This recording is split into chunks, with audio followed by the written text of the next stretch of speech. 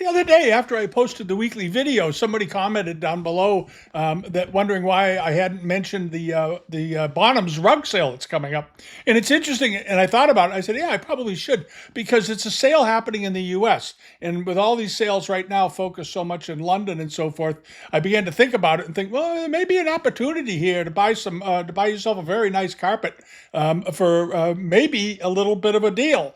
And also, you're not dealing with the import duties and tariffs and so forth that is still going on, and hopefully they'll get resolved. I keep saying that. I don't know when they're going to. I suspect they will.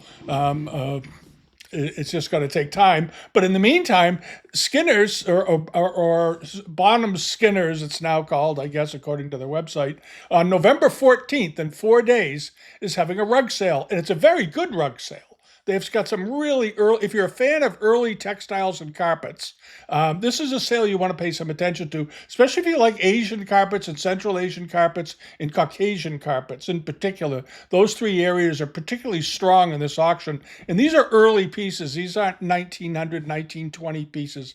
There are pieces in here from the 17th century. Some very early bits and some really rare fragments on top of it, which you can go through and check. I'm not going to discuss the fragments because it's a little bit of an esoteric area, but a lot of people collect them. But I want to talk about some of the lots that caught my eye that look particularly attractive, and there's some rarities. And one of the big rarities in the sale is this. It's called the Flying Tiger banner. And what's interesting about this one is this is an 18th century banner, and it's in remarkable condition. This is the, if I get it to load, we'll be good. There we go. It is in absolutely astonishingly good condition. You don't see fabrics. Textiles, as we all know, tend to wear out. They get worn. They are affected by moisture. They're affected by sunlight. Textiles are affected by everything. It's not like a ceramic or a bronze where it has a certain amount of immunity to certain environmental factors. Textiles are just affected. They absorb moisture, they absorb light, they can rip, they can dry rot, and so forth. And this is a wonderful looking textile, absolutely great with the flying dragger banner on it. The edges are still intact. This beautiful apricot sides to the banner, the way they used to slit them, and so forth. And there's let's see, how big is this thing? It's pretty good size, 4 by 4 feet, and it's got a fairly strong estimate, but I don't think it's a crazy estimate, $20,000 to $25,000, because of its first and foremost, its age, and two, its condition. Condition in textiles is almost as important as condition in ceramics, or maybe as important. If you get a perfect early textile, they can bring wild amounts of money and are highly desirable in the collecting crowd, because you'll have people out there that will maybe have some of these banners to collect, but the chance to acquire one that's in this good a condition is very, very unusual. So we'll see how that does. And then slipping along into the rest of the sale, you have this very, very nice a Kazakh rug from the Caucasus. It's good size, 5 by 8 feet. This is a very, very attractive rug.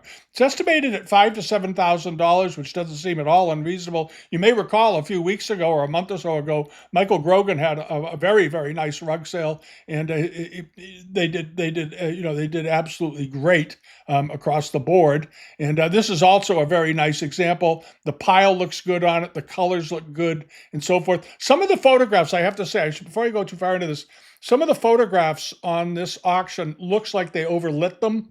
And I would, if you're really interested in something, ask them for a natural daylight shot, because a number of the rugs I saw looked very washed out, and I can't imagine they're that faded. And I think it was just sort of a mistakes done by the photographer, or when he was white balancing his camera, he didn't quite get it right, and there was some pretty washed out looking pictures. So if you see something you like that's got a pattern you like, or is a type of carpet you like, get a hold of them quickly and just say, hey, look, send me a small shot of it, just somewhere in natural sunlight without running it through Photoshop. But anyway, this one looks like the colors look pretty authentic. They look pretty straight up. This is a 19th century Kazakh rug, and this is ready to go on a floor. This is a very nice looking rug. It measures, as I said, 4 by 8 feet, and they date it to the late 19th century, second half of the 19th century. It's already got a bid. It's up to $2,600. It's got a $5,000 to $7,000 estimate, and I suspect it's going to do pretty well by the time it's done. All right. And if you look on live auctioneers, you're going to find that you don't have a lot of watchers on live auctioneers, but on the Bonhams site, I suspect there are a lot of people watching.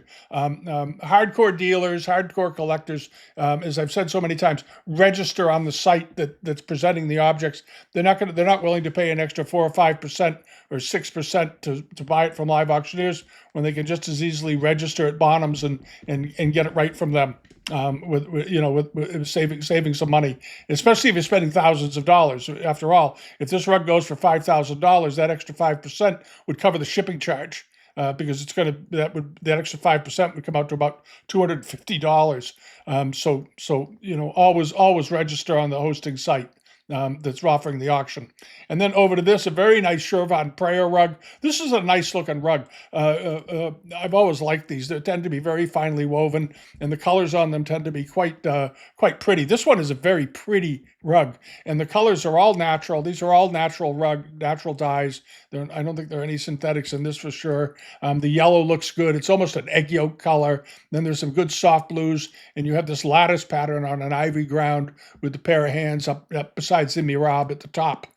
This is a nice looking rug, and again, appears to be in quite good condition. And rugs like this you can hang on a wall just as much as you want to walk on them. I'd be more inclined to hang it because I think rugs look great on walls like tapestries if they're extremely visual. This one measures 3 by 4 foot 4 inches, so it's not an enormous rug. So you can find a nice spot for it and enjoy it. And it's estimated at $2,000 to $4,000. It's got 2 bids. It's up to $1,700. I suspect this will bring pretty close to the high estimate by the time it's done. It's an awfully attractive example with an ivory ground, and that's a nice feature. And then in the Chinese rugs, there's some very, very early rugs. This is a rug made at the end of the Ming Dynasty or the beginning of the Qing Dynasty, somewhere transitional period, basically late Ming to early Qing. And it's a horse carpet. And these are very, very rare. Now, Chinese rugs of this age tend to often show a lot of wear to them because Chinese wool is so soft and it wears so quickly because it's not a highly durable wool like you see on Persian rugs like bijars, things like that have a very, very stout, extremely strong wool. Chinese wool tends to be much, much softer, but much nicer underfoot too than some Persian and Central Asian rugs. The Turkoman rugs feel good underfoot, but some Caucasian rugs are nice. Some Persian rugs, though, they're a little stiffer. But anyway, this is a nice looking carpet, and it's got horses on it.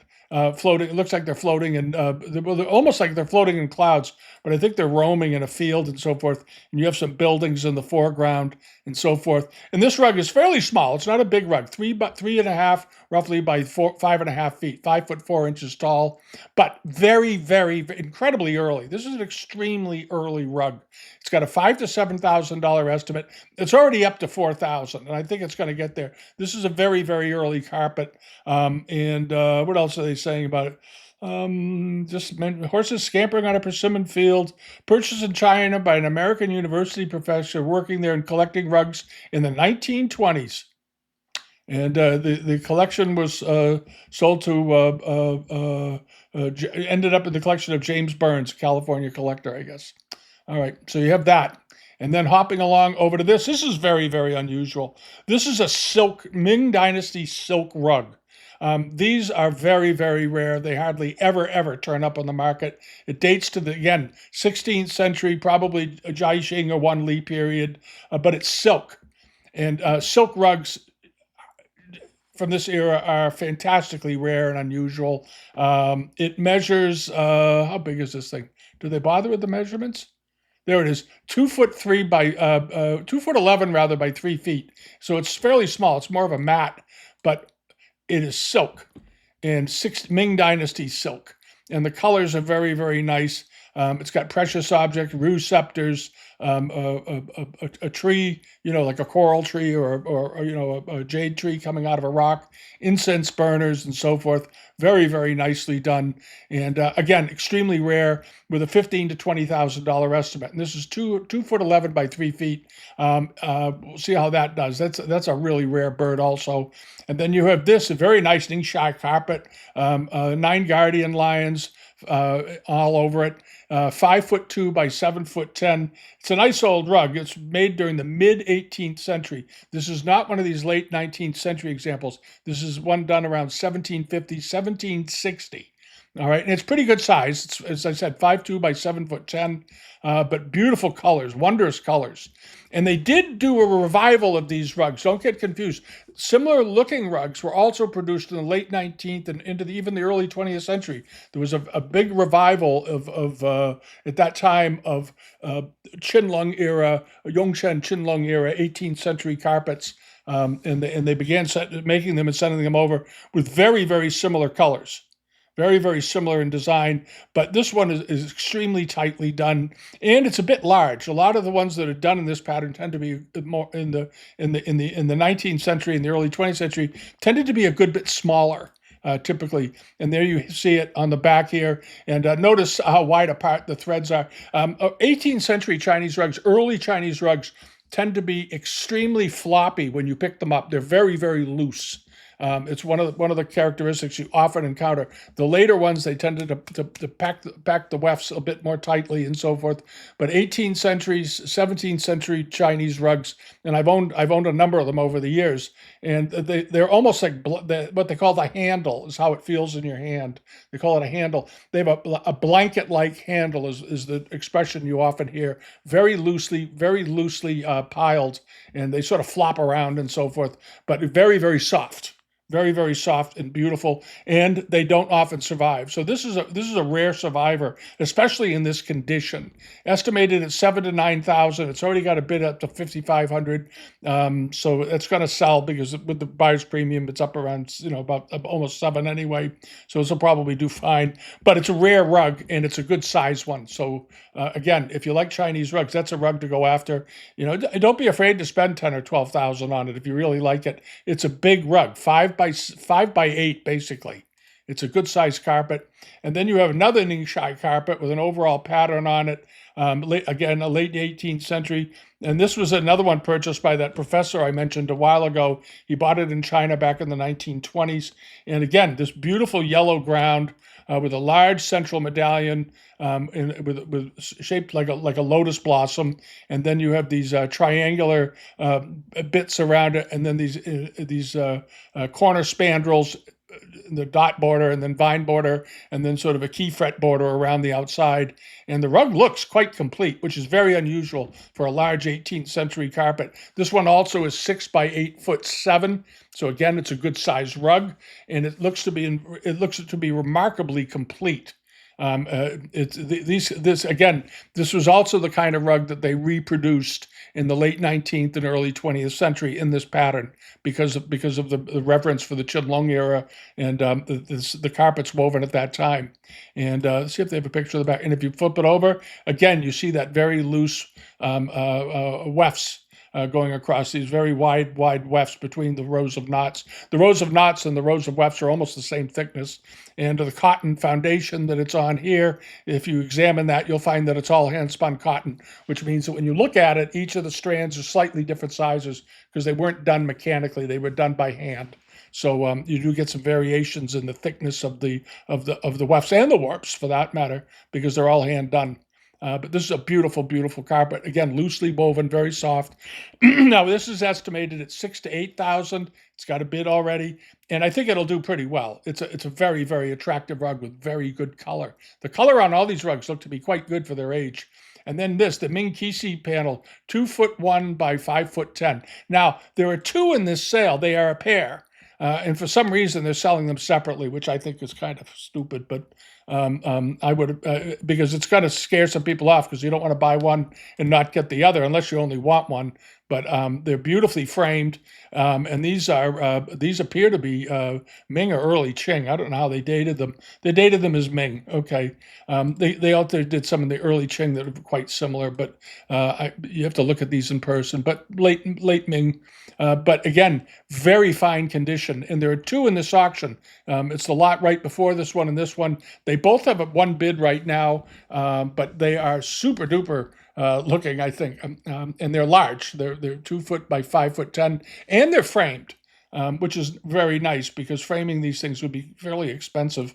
And they have this very appropriate black and gold frame, like black lacquer and gold leaf, but extremely attractive. Look wonderful in a hallway or a dining room or anywhere you want to put them in your house because the colors are very, very good. And both appear to be in about exactly the same condition, very fine condition. Again, $5,000 to $7,000. Expect them to get there. Chinese silks and textiles of this type have a very strong audience. And then over to this, the Tibetan saddle pad. This is a really nice one, particularly nice. There's another one in the sale also later on, and I think they estimated the other one more, but I think this is a nicer one. I think this is a really lovely saddle carpet. Beautifully done, beautiful colors, wonderful ivory ground, and this was apparently used in the culture. When you flip these over, if you see this kind of staining, that's from being on an animal. That means this was used. This wasn't made by some Tibetan guy and he peddled it off to some tourists coming through. This was used in the culture. They date it to the late 19th century, and I wouldn't be at all surprised to find out that somebody was up there and saw this thing and thought, "Wow, what a beautiful carpet! I want to buy that," and made a deal to buy it from the owner at the time because the colors on it are excellent. It's in very, very, very good condition. It's absolutely complete. It looks like it might have a little repair through one of the medallions, but it's fairly insignificant. But the rest of it has great color. And I think the estimate to me seems awfully low, but there's only 5 bidders on it right now, and it has no bids. And the estimate's just $600 to $800, and it's 3'8" by 2'3". It should get there pretty easily. I would think it would bring more because the colors look awfully good on this. Again, maybe get a hold of Skinner's and ask them for a daylight photo and make sure the colors haven't been juiced. But boy, that looks like an awfully good looking saddle. Really does. And then hopping along over to this, another Chinese rug. This is a temple runner. It goes on a table. I would assume. Let's see, how big is this thing? Temple runner rug, lion medallions. How big is it? 5'4" by 7'10". You could put it on the ground too, I guess. It's a big rug, but beautifully done. Let's see, what else is the other? Bought in Hong Kong, private collection, Greenwich, Connecticut. That's all it says. No other history on it. Anyway, it's 5'4" by 7'10", extremely well done, loaded with fu lions. This thing has got about, I think it's got 9 fu lions. 9? Is that how many there are? I think it's 9 fu lions on it. And it's in wonderful condition, and it's got the very classic cloud ends on it, on both ends and so forth. It's very similar to what you see on robes and textiles. It's a common finishing pattern on textiles. But very nice looking decoration, very carefully decorated, very precisely decorated, and good size. 5'4" by 7'10". That's a big piece of wool, and it is only $2,000 to $3,000 estimate, which I think is very reasonable. First half of the 19th century, could even be late 18th century because it's awfully busy. You'd have to look it up some Chinese carpet books to make sure that it's Chai Qing, a Daoguan period, and not possibly late Qianlong, because it's very, very finely done. And then hopping along over to this is an early rug. This is an early Eagle Kazakh rug. We've all seen Eagle Kazaks, the more typical styled ones with the big arms coming off of it. This is an earlier one, and it looks, in a way, it's almost reminiscent of some Turkish rugs you see. But what's really nice, this is an early 19th century example. And these are rare from the Caucasus. Early 19th century Caucasian rugs are fairly rare. Late 19th, early 20th century ones are fairly common. They often have synthetic dyes in them and that sort of thing. This one doesn't.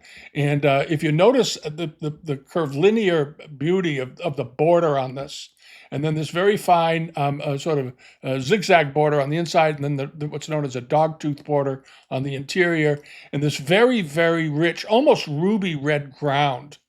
This was a very, very luxurious rug when it was woven. They lavished colors on this. They lavished the dyes on it. And that's why it has such an incredible richness and even a teal green at the bottom. All right. Now, this might have been made by an important, chieftain for a tribe or something, because the colors on this are so good. The colors on this rug are really exceptional. Yeah, it's got some areas of wear to it because it was probably woven around 1810, 1815, 1820. But beautiful colors, beautiful palette. It measures 5'5" by 7 feet, so it's a pretty good sized rug. And this is absolutely a rug I would hang on a wall. The emblems on it and the colors the emblems are beautifully done, and the colors are exceptional. The colors are really, really exceptional. This green is absolutely a knockout. You don't see that. You do not see that green very often on late Caucasian rugs. And then hopping along over to this, well, this is a more standard eagle Kazakh. Here you go. This is. I didn't know I put this here. This is the more typical eagle Kazakh.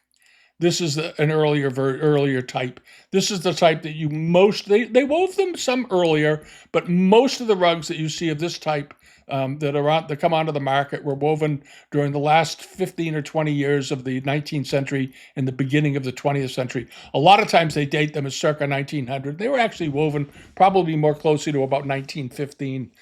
There's a lot of debate about that. And these can often be plagued with synthetic oranges. Synthetic dyes started creeping into these. This one doesn't look it. The colors on here all look pretty good. They all look fairly natural. The borders look good, and so forth. It's probably got a walnut husk dyed brown wool on the foundation here.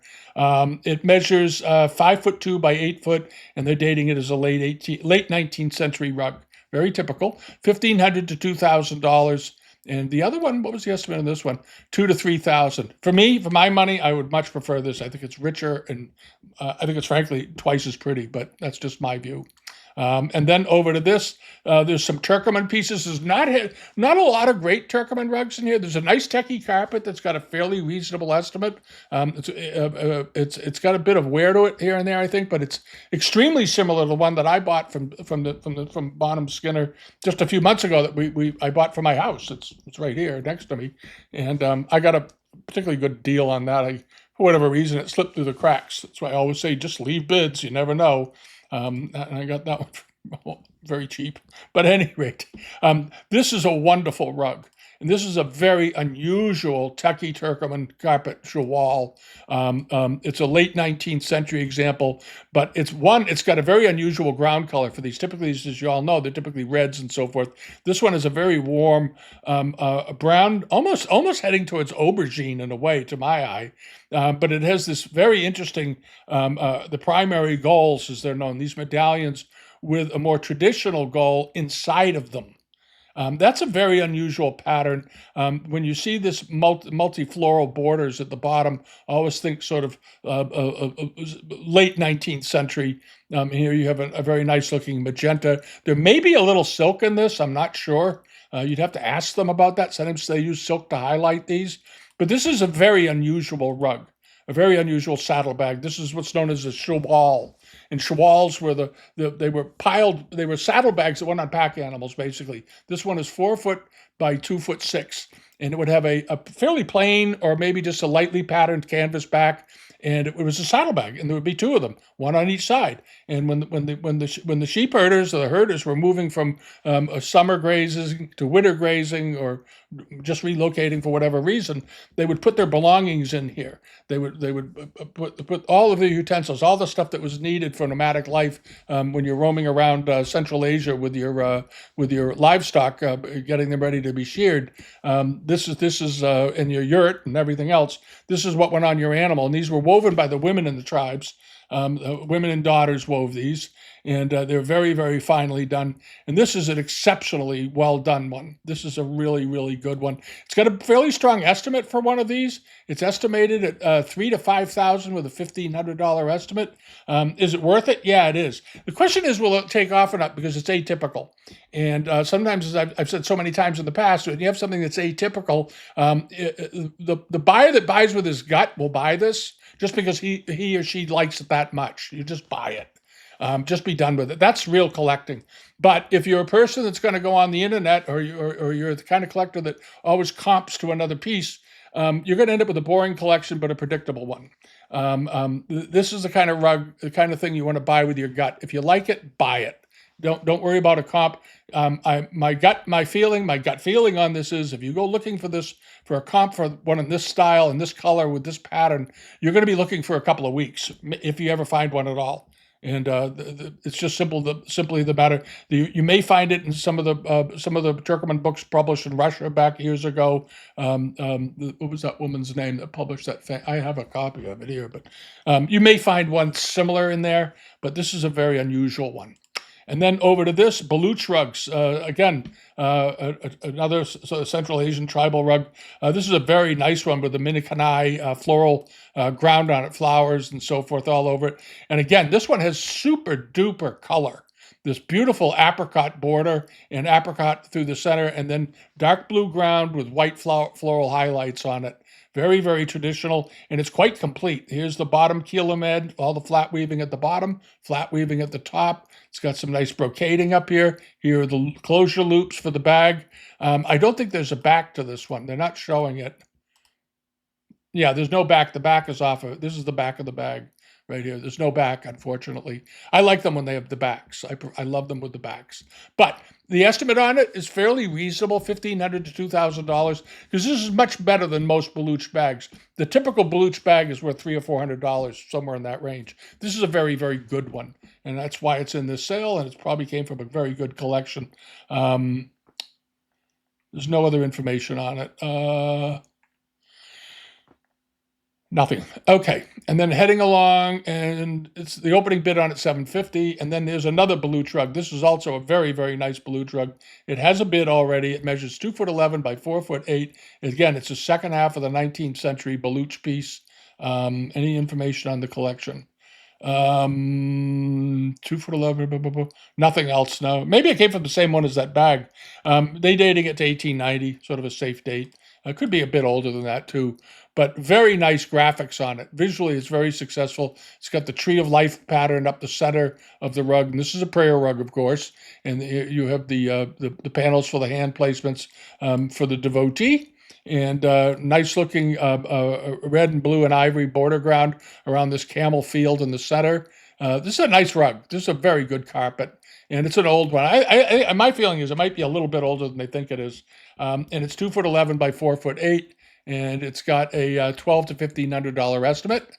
And then over to this, there are two very nice Kurdish. I like Kurdish rugs, but I'm not a huge fan of them. But they have two Kurdish rugs in here that are very, very attractive. One of them is this one with this rather striking yellow ground on it. Beautiful color. Very, very pretty. Yellows, reds, and blues, and ivories. This is a very, very pretty rug. It's 4 by 7 feet, so it's pretty good size. It's a 19th century example. But probably how they did it, late 19th. That's right. Nicely done though. Very, very attractive colors. And the pile, again, very important, looks to be very good on it. If you're buying a rug from the late 19th century, you want the pile to be good on it. If it's early, first half of the 19th, 18th, you can't always expect to have much pile. Okay, back. Sorry, a friend gave me a call. Anyway, so you got this. Is very nice. This is a really pretty Kurdish rug. I just like it. Good color, reasonable estimate. The estimate is $1,500 to $2,500. It's already got a bid. It'll do pretty well because the colors are very good. And the last one is another Kurdish rug. This one, and this one is an Iraqi Kurd rug with a bota sort of decoration on it, or a tree pattern. It looks like a bota. It actually isn't. It's clusters of flowers or trees, but it's got a very unusual color in the border. This green. this beautiful green, this soft leaf green around the outside. And again, it's a color you don't see very often. You only see that color on old rugs. All right. And this one has got a very nice braided end. This sort of Berber braiding on the ends. It still looks complete. Is the top complete? The top is still complete too, and there are the warps coming out. And what's the estimate on this? Again, 1,500 to 2,500, 4'6" by 6'4", and this one dates to the 19th century, 1870s, 1880s. Nice early rug, early carpet. Anyway, there's a whole bunch of rugs in there, so do check it out. I think it's if you're looking for carpets, if you're a ceramic collector only, this is going to be of any interest to you. But if you like carpets and textiles, or you've been wanting to buy some, try buying a rug, get a nice antique carpet in your house. I guarantee you get a beautiful carpet in your house. It changes the way it just changes your home. It adds so much to your living environment. I can't recommend it enough. Don't be afraid to buy rare carpets, early carpets, beautiful carpets, all hand woven, hand knotted, so forth. Just wonderful. All right. Have a wonderful week. We'll be back later this week with more videos. We're going to talk about some of the auction results from over in the EU. They've been good, and there's been some misses. And I think some of that's due to the economic stuff that's going on, not due to the stuff. And I'm waiting for a couple of more sales to finish up, and we'll cover those. All right. Thanks for watching. Have a great rest of your day. All right. Bye-bye. And remember to subscribe. Bye-bye.